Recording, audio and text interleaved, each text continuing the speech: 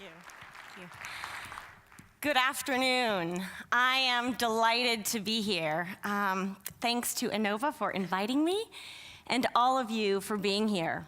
So this session brings us together to explore the sharing economy, what it is, what it means for individuals and business, how it relates to sustainability and green investing, and what's on the horizon. We're going to look at what's happening globally in the sharing economy and how Norway fits in. We're going to look at how the sharing economy and circular economy are in some ways similar and in other ways very different. And I'm going to do this without once mentioning, except for right now, Uber or Airbnb. We're going to talk about other things and bring in some new concepts. So my goal today is to provide a solid foundation for you to understand the sharing economy, to connect the dots between the sharing economy and environmental priorities, and to inspire you to learn more. So we have a lot to cover. Let's get started. First, let's spend a couple of minutes doing a quick history behind the sharing economy so we can better understand how we got to today. Now, when I say the term sharing economy, for some of you that might sound new, for others, not so much. And in one way, there is absolutely nothing new about sharing. Up until the Industrial Revolution, it's how we stayed alive. We shared all kinds of things, from market space to farm equipment. We built shared infrastructure, like roads and waterways. We shared our skills and labor to harvest crops and make things. Now, many of these early systems of sharing were based on trust and reciprocity. They tended to be highly local and didn't require much technology. Then, the Industrial Revolution showed up, and it brought us an abundance of goods, but in the process also broke some of these earlier systems of reciprocity. Money and markets largely replaced sharing, leaving us hungry for a sense of community and connectedness. Globally, this industrial system peaked in roughly the 1980s with the perfection of consumer mass marketing and the take, make, waste economy we heard about this morning. The winners in this economy were those who could tuck themselves away, stuck in traffic jams, living in secluded neighborhoods, and surrounded by prepackaged goods, and ignore society. But as we've learned, stuff doesn't buy happiness. Then, just before the new millennium, the internet shows up. And it breaks these old models yet again, fundamentally redefining how and with whom we can connect. Each of these earlier innovations, the Industrial Revolution, consumer mass marketing, and the internet, was highly disruptive, changing what people could do, how they saw one another, and what they strove for. We can think of today's sharing economy as building on some of these earlier innovations while repairing some of the damage done. It's kind of like a process of rediscovery. Now, against this backdrop, pause and think about what you can do today with access to the internet and the phone in your hand. You can find pretty much everything. All kinds of information, your next job, your next holiday, even your next date. Now, imagine, it is expected that by 2020, that's only 3 years from now, 90% of the global population over age 6 will have a mobile phone, and the vast majority of people alive will not know or remember a world in which they couldn't find everything through their phone. So the power and opportunity that this kind of connectivity unleashes is unprecedented. It will transform not only how we build and do business and how we think about the environment, but also how we live our lives, how we raise our families, and the kind of future that we build. One of the more interesting results of this newfound connectivity is the rise of today's sharing economy, an economy based on access over ownership and decentralized networks of people connected through new technologies. At its core, the sharing economy is driven by 3 key principles. The first principle is resource utilization. The sharing economy allows us to use the things we have better, both by monetizing underutilized assets and foregoing purchases altogether. How many of you have a car that is parked right now in the garage or in a parking lot? Don't be shy. It's okay. There we go. Okay. Many of you have probably heard this before, but a car sits parked and unused, on average, 23 hours a day. 95% of the time, it is completely inefficient. How many of you have clothes that you purchased at some point and now they're kind of forgotten in some closet somewhere? Right? Okay. The average person owns 3 times as many clothes as they think they do. How many of you have children for whom you've purchased toys or clothes and they've quickly outgrown and are stashed away again? You get my point, exactly. This is underutilization. And once you start looking for it, you find it everywhere. So hold this thought. We're going to come back to it often. The second principle is decentralization. Now, prior to the sharing economy, companies typically held centralized inventory that they then sold or rented out to everybody else. But the system was centralized. Today, however, thanks to new technologies and particularly peer-to-peer platforms, we're looking at a new universe of decentralized assets, things owned by people like you and me, which we can now put into better use directly with one another. In effect, matching supply and demand, or needs and haves, more efficiently. And the final principle is relationships. Mass consumption, mass consumerization, has had some perverse and damaging effects. As everyone owned more stuff, and I had all of my things and you had all of your things, what we found is we often don't need to know our neighbors. Isolation and loss of community, these are big social problems. And it's not that the sharing economy solves them, but it does get at the heart of what's gone wrong. It brings people back into relationship with one another. The vast majority of sharing requires some kind of human interaction. Now, when we look at the sharing economy today, we see that it does touch almost every aspect of our lives. It goes far beyond what and how we purchase, but it also touches how we work, how we travel, how we learn, how we eat, how we spend and invest our money, how we provide for our families and connect in our communities. Now, this slide is just a small snapshot of the sharing economy universe. There are platforms and companies to share all of these assets and many more. We don't have time to go into all of these details today, or all of these examples, but I want to underscore the breadth, depth, scope, and diversity of what's going on. I'd also like you to keep in mind 2 things. First, all of the platforms to share all of these different kinds of assets are driven by the same 3 principles. So in other words, it's all connected.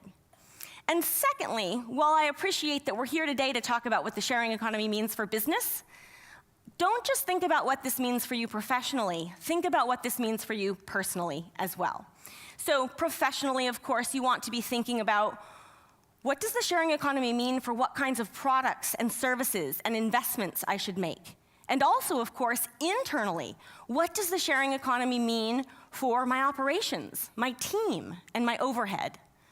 But in addition to your professional role, think about what this could mean for you personally, in your role as a parent, a neighbor, a member of your community. How might it affect your lifestyle, your family's budget, and of course, your carbon footprint? Now, just a quick word on terminology, and then we're going to dive into a bunch of examples. As the sharing economy has grown, some people have challenged that it's not really sharing. And they're partly right.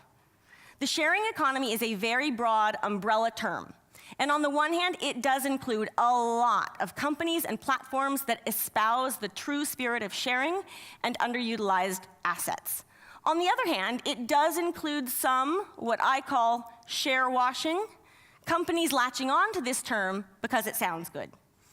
Now, a growing list of terms is emerging that attempts to define this space, including those here on this slide. Now, each of these terms is partially valid, many of them overlap, and none of them is perfect. But what I want to underscore is simply that regardless of what we call these new business models, they're taking root and growing fast. And whether and how we adapt to them will fundamentally determine our success and our well-being moving forward. With that, let's look at a bunch of examples, particularly those that are relevant for Innova and the future of the sharing economy. Now, let's start with transportation, not only because it has massive climate implications, but also because it's where some of the most interesting activity is happening today. Think about how inefficient transport today is. Not only does your car sit parked there 23 hours a day, it costs, on average, €700 a month to maintain, and 80% of all rides taken have one person in the vehicle. This kind of waste is ridiculous. Now, at the same time, there are other trends that are emerging that we need to be paying attention to as well. For example, the percentage of millennials applying for new driver's licenses in developed markets is at an all-time low since the car was invented. Surveys show that 75% of 18 to 24-year-olds would rather own a smartphone than a car. And governments worldwide are investing in transport solutions that see cars as the last resort. Now, people everywhere are going to continue to need cars in some way. But who owns them, how we access them, and what a person's overall transport picture looks like will be very different. Already today, there is a wide range of shared-use transportation options available. This goes far beyond Zipcar, which was one of the earliest car-sharing pioneers. Today, we see peer-to-peer car sharing with platforms like Turo and Getaround, where you can share your car during the 23 hours a day that you're not using it and earn income for doing so. We have one-way car sharing through platforms like Drive Now and Car2Go. We have intercity ride sharing through platforms like BlaBlaCar. BlaBlaCar transports more than 3 times as many people as the entire Eurostar train network every day, at less than 1% of the cost of capital, because we're using assets we already have. And bike sharing is the fastest growing form of transportation in the world. Now, from a green perspective, shared use transportation is awesome because we are consuming less. We're using fewer resources. When we put one car into shared use, we take somewhere between 9 and 15 cars off the road. This is a huge win all around. Now, as was also mentioned earlier this morning, it's not just about sharing. A common view of where we're heading today is that 3 forces are simultaneously taking place: sharing, autonomous, and electric vehicles. Some people call this the transport trifecta. Now, think about what this means. It means we'll be able to solicit a car for anything at any time. It means we'll be able to regain some of our cities because we won't have nearly the need for parking spaces in parking lots. All cars will be shared in some way. And cities have done estimates. If they put in place fleets of autonomous shared electric vehicles, they need approximately 10% of the number of cars that they currently need today. And of course, think about what this means for your business. You might want to rethink your work process. You might have transport pods or transport cars where the sole function is to work while you're traveling. And of course, it impacts your supply chain and things like that. Now, I want to keep our focus today on the shared use component, but we really need to keep this bigger picture in mind as well. It's not happening tomorrow, but it is happening faster and sooner than most of us would imagine. Now, let's look at real estate. There we go. Space, buildings, cities. Think about how many kinds of space, homes, office space, retail space, commercial space, parking space, green space, and so on, how many kinds of space are underutilized? Let's take a closer look at office space. Go back to resource underutilization. The average office sits empty and unused 60% of the time during workplace hours and costs 11,000 euro a year to maintain. Again, tremendous waste. At the same time, we see more people around the world who have flexible work arrangements. Maybe they work remotely or they're a freelancer and they don't have an office. But just because you don't have your own office doesn't mean that you don't need a place to work from time to time. Enter Liquid Space. Liquid Space is a platform that matches people looking for flexible, temporary work and meeting space with people who have it. And they're tapping into a wide range of inventory, not just desks and empty offices, but they're tapping into hotel conference rooms, media pods, public libraries, all kinds of workspace that are available by the hour, by the day, or for longer periods of time. Now here, Liquid Space is not only at the intersection of the sharing economy, but also the future of work. They are fundamentally rethinking the 21st century office, and they're lowering overheads and carbon footprints in the process. But it's not just about lower overheads and smaller carbon footprints. We can start there, but we definitely don't end there. And from my perspective, this is just the tip of the iceberg. Pause and think about all of the idle assets in your life, in the office and at home. Maybe it's real estate, maybe it's equipment, maybe it's a skill that you have that you don't get to use very often. Think about how much you have and own, and yet how little of it you actually use. Now, as many of you know, return on assets, or ROA, refers to how profitable a company is relative to its assets. In other words, how efficient management is at using its assets to generate earnings. For companies across the board, ROA has been declining for decades. And, as this chart by Deloitte shows, it's getting close to zero. Of course, ROA goes up when you have fewer idle assets because you're using what you have more efficiently. In other words, the sharing economy can help shift this.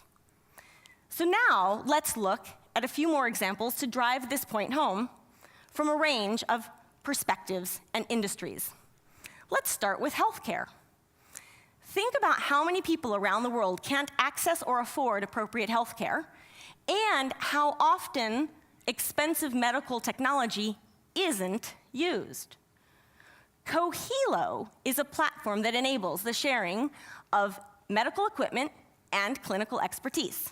They facilitate doctor-patient relations, save both doctors and patients money, and enable healthcare providers to collaborate and open new lines of business. Now, Cohelo is sharing the entire medical space, so to speak. They're not yet sharing hospital space, but you could easily imagine them doing so. And so from this perspective, a sort of sharing economy Cohelo perspective, what might the hospital of the future look like? Or, let's take a look at insurance. Okay, in an access over ownership world, what does this mean? Well, for example, we know how to insure your car when you own it. So it's sort of common procedure. But the moment you put your car into shared use, many traditional insurance policies break down. Indeed, insurance and risk management are one of the key, what I call, enablers of the sharing economy. They enable more and more responsible sharing. And not surprisingly, new platforms are emerging to meet these needs. One great example is Trove. Trove provides on-demand insurance for single items over short periods of time. Think micro-duration policies, micro-premiums, and seasonal coverage. Or put this in practical terms, imagine being able to insure your skis just during the winter months, or even better, just while you're on the slopes.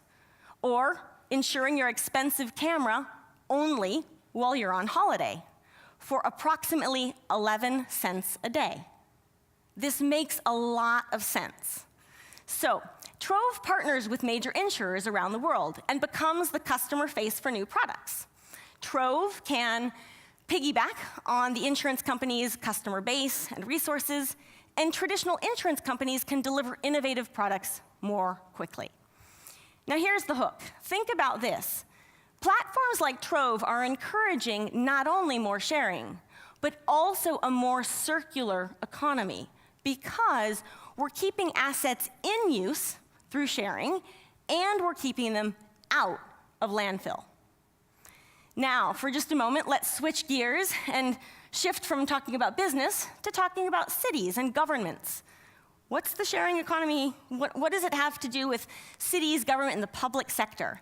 Now, unfortunately, we can't go into all of the examples I'd like to talk to you about today.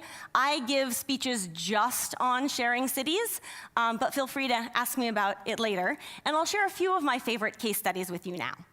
So, Seoul, South Korea, one of the leaders in this space. They have an entire sharing economy, sharing city team within municipal government.